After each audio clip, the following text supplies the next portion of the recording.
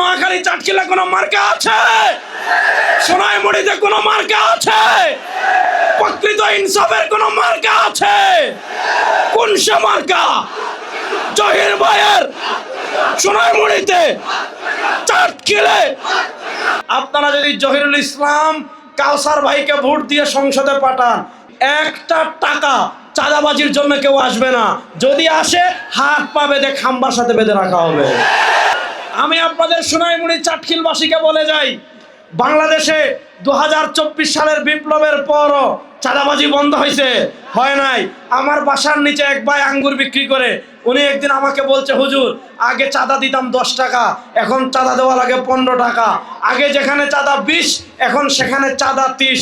আমি সোনাইমুড়ির ব্যবসায়ী বৃন্দদেরকে বলে যাব, আমার চাটখিলের তারুণ্যদেরকে বলে যাব, শুনেন, আপনারা যদি জহিরুল ইসলাম কাউসার ভাইকে ভোট দিয়ে সংসদে পাঠান, 12 তারিখ তিনি বিজয়ী হবেন।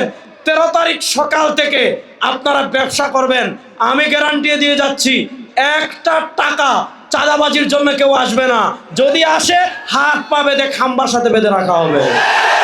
সুতরাং চাঁদামুক্ত সোনাইমুড়ি আপনারা চান?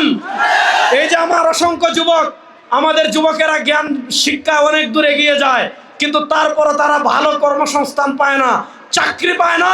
কারণ দুর্নীতিবাজ আমলা থাকে, দুর্নীতিবাজ নেতা থাকে। এই দুর্নীতিবাজ আমলা এবং নেতাদেরকে পালিয়ে বেড়ানোর জন্য আমাদের এই আলহাজ জহিরুল ইসলাম কাউসারকে আপনারা সংসদে পাঠাবেন তো ইনশাআল্লাহ?